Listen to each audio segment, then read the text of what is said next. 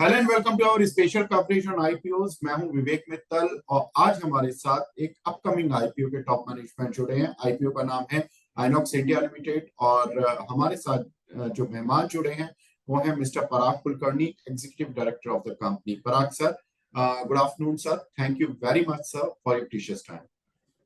Namaskar, good afternoon, and Mitulji, thank you very much for inviting us over here. We'll be very happy to have this interaction. और बहुत ही कुछ जो चाहिए वो सब हम इसके साथ में बात कर सकते हैं, मुलाकात कर देंगे। Our pleasure sir and thank you very much again sir. Sir, हम दर्शकों को बता देते हैं पहले कि कंपनी का आईपीओ आ रहा है जिसका प्राइस रेंज होगा 627 से 660 का प्राइस बैंड रहेगा। साथ ही कंपनी का आईपीओ 14 दिसंबर से खुल रहा है और 18 दिसंबर तक कंपनी का आईपीओ खुला रहेगा। पराग सर, मैं दर्शकों के बिहाफ पर ये जानना चाहता हूँ कि कंपनी किस पर्टिकुलर सेगमेंट को कैटर करती है और क्या कंपनी की स्पेशलिटी है अपने सेगमेंट में। या हमारी कंपनी जो है वो एक निश एरिया यानी एक स्पेशलाइज एरिया के अंदर काम करती है, जो इंजीनियरिंग प्रोडक्ट बनाते हैं। हम कैपिटल इक्विपमेंट बनाते हैं जो इस तरीके के कस्टमर को देते हैं कि जिनको कि बहुत ज्यादा मात्रा में गैसेस डिस्ट्रीब्यूट करने पड़ते हैं। जाके अगर हम एग्जांपल लेते हैं कि ऑक्सीजन, नाइट्रोजन, आर्गन जैसे है परमानेंट गैसेस की जिसको आप जितना भी कंप्रेस करके सिलेंडर के अंदर डालो तो गैस का गैस रहता है, लेकिन उनको जब ठंडा करके करीबन -150 डिग्री के भी नीचे जाते हैं, -200 के नजदीक जाएंगे, तब जाके ये पानी जैसे लिक्विड हो जाते हैं और जिसमें आप ज्यादा मात्रा में या ज्यादा क्वांटिटी में आप ट्रांसपोर्ट कर सकते हैं। तो हमारा जो मेन एप्लीकेशन क्या है कि इस तरीके से गैसेस डिस्ट्रीब्यूशन करने के लिए बड़ी बड़ी कंपनियां जो भी इन्वेस्ट करती है, जैसे जिनके अंदर एयर सेपरेशन प्लांट जैसे डालते हैं। अगर हॉस्पिटल के अंदर से जो ऑक्सीजन चाहिए, तो आपने देखा होगा कोविड टाइम के अंदर से लिक्विड मेडिकल ऑक्सीजन काफी जगह में डिस्ट्रीब्यूशन करने के लिए चैलेंजेस आ रहे थे कि वो लाएंगे कहाँ से, जाएंगे स्टोर कैसे करेंगे। तो वो सब करने के लिए आपने जो इस्तेमाल करते हैं ट्रांसपोर्ट टैंकर्स हो या बड़े बड़े टैंक्स होते हैं, वो हम बनाते हैं और उसको रीगैस करके वापस पेशेंट को देने के लिए भी इक्विपमेंट जो है हम बनाते हैं। तो हमारी एक जो स्पेशलाइजेशन है, इससे ज्यादा लोग ऐसे इसको जानते नहीं है ये कैसा करने का, और ये स्पेशलाइजेशन है इसी के एरिया के अंदर हम स्पेशलिस्ट है। और ना सिर्फ इंडिया का मार्केट हम इस्तेमाल करते हैं, लेकिन ये ग्लोबल मार्केट है, वो सब जगह में चाहिए। वो हमारे 3 सेक्टर है मेनली। एक जो इंडस्ट्रियल गैसेस का है, जैसा कि एग्जांपल मैंने ऑक्सीजन का दिया है, मेडिकल ऑक्सीजन का, वैसे ही नाइट्रोजन लगता है, आर्गन लगता है। और वैसे ही दूसरी जो सेक्टर है जो एलएनजी करके है, जो लिक्विफाइड नेचुरल गैस। जैसे आपके पास में कतार से हम एलएनजी लाते हैं, लेकिन लाने के बाद में जब इन अंदर कंट्री के अंदर डिस्ट्रीब्यूट करना चाहिए, तो उसको टर्मिनल के हिसाब से हम छोटे छोटे टैंकर्स के अंदर या बड़े जो 40 फुट के लंबे टैंकर्स रहते हैं, उस टैंकर से लेके पूरे कंट्री के अंदर डिस्ट्रीब्यूट कर सकते हैं। बड़े टर्मिनल के अंदर नॉर्मली गैस की पाइपलाइन लगा देते हैं, लेकिन वो पाइपलाइन छोड़ के जो दूसरे जगह में हमको डिस्ट्रीब्यूट करने के लिए वो लिक्विड कंडीशन में लेके जाना पड़ता है, जिसके लिए क्रायोजेनिक इक्विपमेंट का जरूरत होता है। तो जब ये एलएनजी का इंफ्रास्ट्रक्चर लगता है, ये इंडिया के अंदर के काफी सारे सीजीडी प्लेयर्स है, काफी सारे जगह में सीएनजी स्टेशन आ रहे हैं, तो वो सब बनाने के लिए हमारी इक्विपमेंट लगती है। वैसे ही अगर हम रिसर्च के अंदर बात करें, तो इंडियन इसरो है। इसरो के लिए अगर आपने देखा होगा कि सब लॉन्चेस जाते हैं, लेकिन ये लॉन्च पैड है, उसके लिए लिक्विड ऑक्सीजन, लिक्विड हाइड्रोजन ऐसे फ्यूल जो क्रायोजेनिक फ्यूल होते हैं, वो फ्यूलिंग करने के लिए पूरा सिस्टम हमने बना के दे दिया है। तो हमको अच्छा लग रहा है कि जब हर लॉन्च जब इंडिया से जाती है श्रीहरिकोटा में से, तो हमारा इक्विपमेंट है जहाँ हिसाब से वो पूरा फ्यूलिंग होता है, उसका सही हो जाने के बाद में उसको लॉन्च कर पाते हैं। तो ये तीनों सेक्टर जो हमारे है, जो इंडस्ट्रियल गैसेस का क्या सेक्टर है, एलएनजी का सेक्टर है और क्रायो साइंटिफिक का है, वो मार्केट के बेस से हमने ये सेक्टर बना दिए है। लेकिन मैन्युफैक्चरिंग, इंजीनियरिंग और ये जो टेक्नोलॉजी है वो सब कॉमन है इस जगह के अंदर। ये थोड़ा निश एरिया है, थोड़ा लोगों को समझने के लिए मुश्किल है, लेकिन इसीलिए ज्यादा प्लेयर भी नहीं है और ज्यादा प्लेयर आ भी नहीं सकते हैं कि उसके अंदर से बहुत ही क्रिटिकल उसका क्वालिटी का रिक्वायरमेंट रहता है। आपको कभी ऑक्सीजन का टैंक अगर हॉस्पिटल में हो, तो आप कभी उसका फेल्यूर का सोच नहीं सकते हो कि भाई ये कोई बंदे ने बना दिया और वो नहीं चला, उसको it is a mission critical product requirement. तो वो क्वालिटी सही लाने का हमारा 30 साल का तजुर्बा यही ला रहा है कि जिसके तरीके से हम ये सब प्रोडक्ट्स सही तरीके से और सही तरीके से कंसिस्टेंटली बना सकते हैं। सर आपका ये जो तीनों सेगमेंट मिलाकर जैसे आपने बताया कि आपका कोर बिजनेस यही है, उसको आपने 3 वर्टिकल्स में डिवाइड किया हुआ है, लेकिन मैं कोर बिजनेस पर बात करता हूँ कि कोर बिजनेस का इंडस्ट्री साइज कितना है और उसमें आपका मार्केट शेयर कितना है?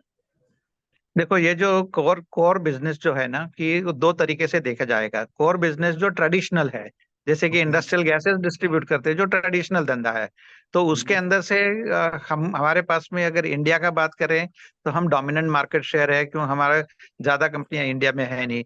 और ग्लोबली अगर बात करते हैं तो हमारा मार्केट शेयर ग्लोबल मार्केट के अंदर से कम है, लेकिन इसका कोई पब्लिश डेटा नहीं है। लेकिन अगर हम देखते हैं कि वो सेक्टर के अंदर से या वो डिस्ट्रीब्यूशन के अंदर से क्या जा सकता है, क्या नहीं जा सकता है।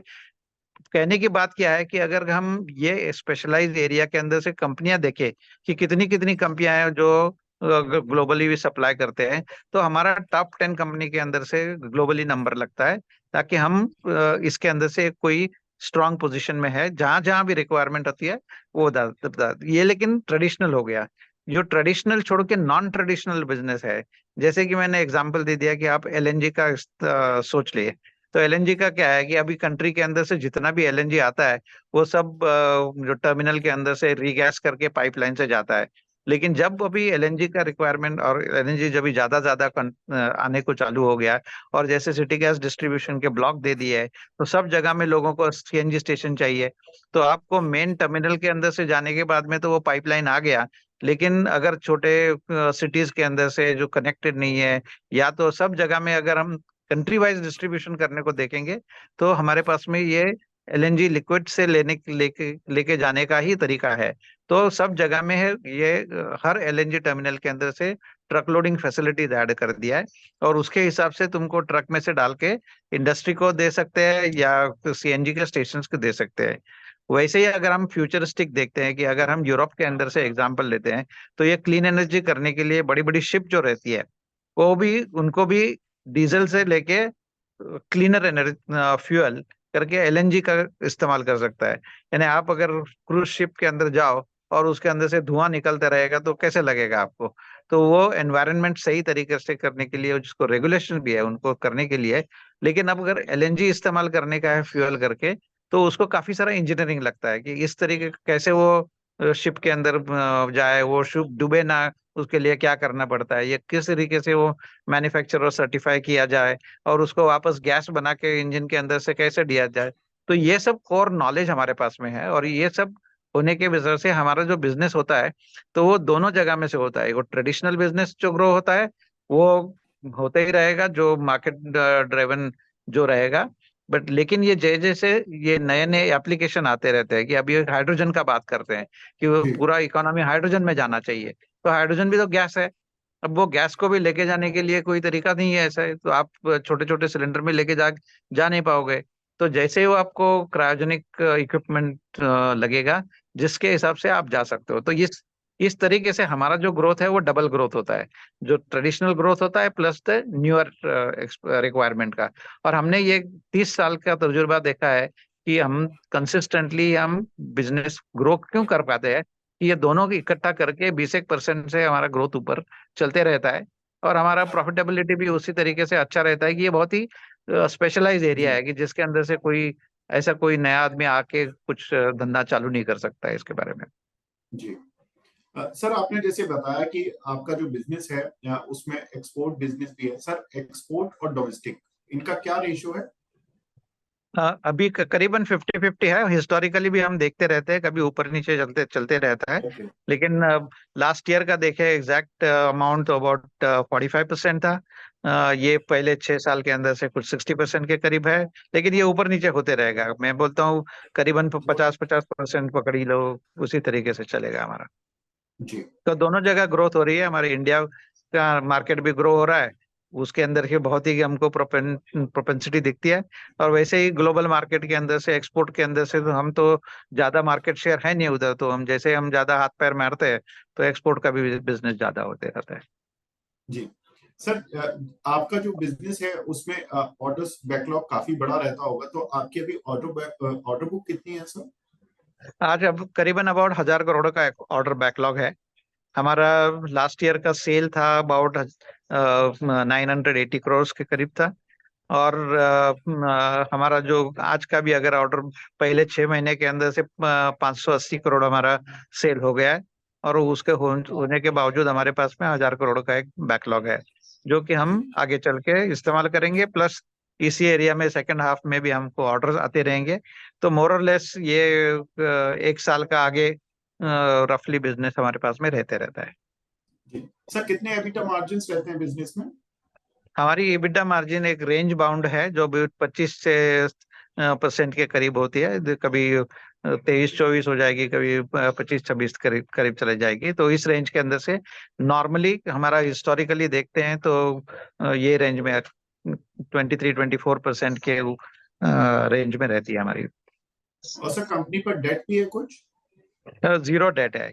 देखो हमारी जीरो। कंपनी क्या है कि जो इसे कंसिस्टेंटली प्रॉफिटेबल कंपनी और कंसिस्टेंटली ग्रोइंग कंपनी है।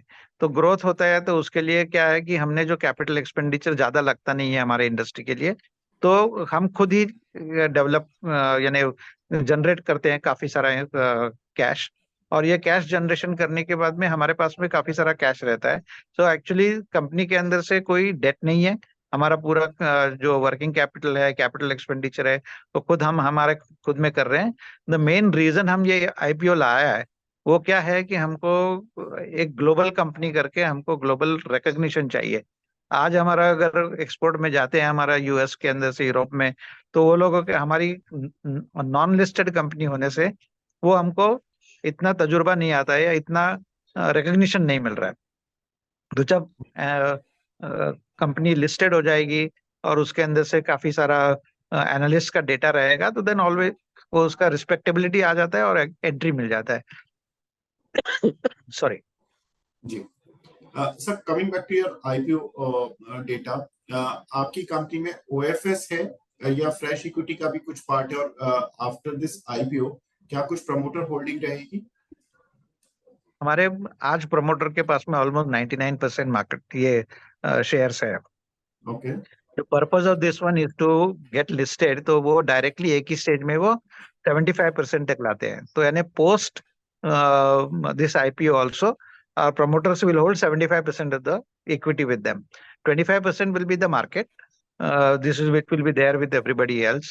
But big share is still with the promoters who is driving the growth of the business and they are very keen to see कि ये धंधा आगे चल के भी उसी तरीके से और ग्रो हो जाएगा करके। जी सर, कंपनी के आगे किस तरह के मतलब अभी किस तरह के प्लान्स रहे हैं कि कंपनी की कितनी कैपेसिटी थी, कितना यूटिलाइजेशन कंपनी का चल रहा है, कहाँ कहाँ पर कंपनी के प्लांट हैं? देखो हमारा जो बिजनेस है ना वो कैपिटल इंटेंसिव नहीं है। यानी क्या कि अगर हमको ग्रो करना है तो क्या चाहिए, हमारे पास में मैन पावर होनी चाहिए और मार्केट होना चाहिए। तो मेनली हमारा जो ग्रोथ है वो मार्केट ड्रिवन ग्रोथ होता है। जैसे हमको ज्यादा मार्केट आएगा हम और थोड़ा पैसा डाल के कैपिटल इक्विपमेंट जो चाहिए वो डाल देते हैं। लेकिन इसको कैपिटल इक्विपमेंट ज्यादा नहीं लगता है हमारे इसमें, फैब्रिकेशन शॉप या कोई स्पेशलाइज इक्विपमेंट उतना ही लगता है। ताकि तो हमारा ग्रोथ जो है वो मार्केट ग्रोथ के ऊपर है। जब हम मार्केट ग्रोथ के ऊपर बात करते हैं तो दो चीजें जरूरी है कि हमारा ग्रोथ कैसे होगा। अगर ग्रोथ होने के लिए मार्केट ग्रो होना जरूरी है। और हम क्यों इसके ऊपर बुलिश है आज कि हमारा जो मार्केट ग्रोथ है वो चल रहा है। जो ट्रेडिशनल ग्रोथ होता है जैसे कि इंडस्ट्रियल एक्टिविटी बढ़ती है, GDP बढ़ता है, इंडिया का ग्रोथ स्टोरी चल रहा है, ये सब कुछ चल रहा है, उसके हिसाब से हमारा भी ग्रोथ हो जाएगा, इंडस्ट्रियल गैसेस सेक्टर भी बढ़ेगा। प्लस जो काफी सारे न्यू एप्लीकेशंस आ रहे हैं जैसे कि हाइड्रोजन का भी था नहीं पुराना, अब ये उसको अगर चालू करेंगे कि कोई लार्ज स्केल के अंदर से हाइड्रोजन के अंदर से फ्यूल करके इस्तेमाल हो जाएगा। ग्लोबली बोल रहे हैं कि 2050 we want to have the net zero position चाहिए। तो उसके लिए हाइड्रोजन इकोनॉमी जब बढ़ते चलेगा तो उसके अंदर से गैस डिस्ट्रीब्यूशन के लिए पूरा क्रायोजेनिक डिमांड आ जाएगा। अब हाइड्रोजन थोड़ा लंबा भी होगा लेकिन आज इमीडिएटली LNG का अपॉर्चुनिटी है। LNG is also cleaner and a cheaper fuel as compare to the traditional. जैसे डीजल से कंपेयर करो तो आपको एलएनजी सस्ता भी रहेगा और एलएनजी क्लीनर भी है। तो आपको ये पोल्यूशन सॉल्व करने के लिए सब जगह में, नॉट ओनली इंडिया, इंडिया के अंदर से तो काफी सारा पुश चल रहा है कि ताकि even the heavy duty trucks जो आज देख रहे हैं जैसे सब पूरा डीजल का चल रहा है, तो पुश यही चल रहा है गवर्नमेंट का भी और इंडस्ट्री का भी कि उसके अंदर से हैवी ड्यूटी ट्रक भी एलएनजी के ऊपर चलाए। तो बिकॉज आप अभी सीएनजी बसेस तो काफी बार हम देख रुके हैं, लेकिन वो सिटी के बाहर जाते नहीं है। क्यों नहीं जाते हैं? जी वो सीएनजी के पास में उतना रेंज नहीं रहता है कि वो 200-300 किलोमीटर से आगे जाए। तो अगर एलएनजी का फ्यूल टैंक डाले, डीजल का निकाल के एलएनजी का डाल दिया, और वो एलएनजी के टैंक से 800,000 किलोमीटर जा सकते हो, ताकि होगा क्या कि ये जो लिमिटेशन निकल जाएगा। लेकिन ये बनाने के लिए पूरा इंफ्रास्ट्रक्चर नया डालना पड़ेगा। तो आपको वो जो फ्यूल टैंक है वो एलएनजी की डालनी पड़ेगी, लेकिन एलएनजी आप भरोगे कहाँ? उसका एलएनजी का फ्यूल स्टेशन नहीं है, डीजल का फ्यूल स्टेशन के अंदर एलएनजी नहीं आ सकती है। तो वो बनाना पड़ता है। और हमारी कंपनी ये सब बनाती है। ये ट्रक जी के ऊपर लगने वाली टैंक, एलएनजी के जो फ्यूल स्टेशन लगेगा, और जो बेसिक टर्मिनल से तुमको लाके जो एलएनजी लाना है वो भी हम बनाते हैं। तो ये पूरा वैल्यू चेन होने से हमको ज्यादा एक्सेलरेटेड ग्रोथ मिलने का उम्मीद है इसमें। जी सर, लास्ट क्वेश्चन। जिस तरह का हमने देखा कि आईपीओ का वैल्यूएशन थोड़ा सा अभी स्ट्रीट देख रहा है कि एक ऑन ए हायर साइड, तो क्या लगता है कि कंपनी के कुछ इस तरह के प्लान्स हैं कि जो आगे शेयर होल्डर्स जो इस कंपनी में अब निवेश करेंगे उनके लिए कुछ वैल्यू क्रिएशन हो पाएगा?